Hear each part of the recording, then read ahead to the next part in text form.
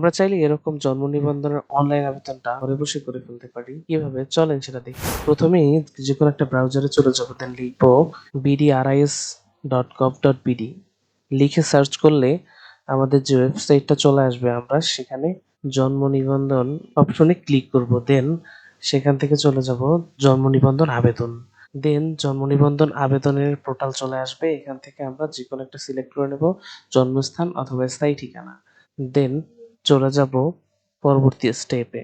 এখানে জাস্ট প্রত্যেকটা স্টেপ, যেমন হচ্ছে নামের প্রথম অংশ, নামের শেষ অংশ বাংলায় এবং ইংরেজিতে পূরণ করার পরে আমাদের ধারাবাহিকভাবে ফর্মটা পূরণ করতে হবে। জাস্ট আমি ফর্মটা পূরণ করতেছি।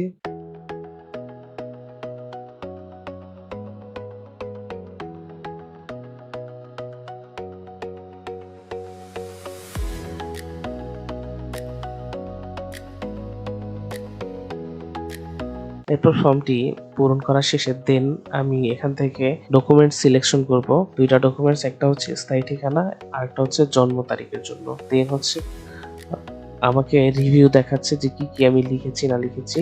সো আবার এগুলো সব ঠিক থাকলে আমি জাস্ট ওইখানে মোবাইল নাম্বার দিয়ে ওটিপি দিব। দেন মোবাইল নাম্বার একটা ওটিপি যাবে, কনফার্ম করব। আমাদের কাজ শেষ।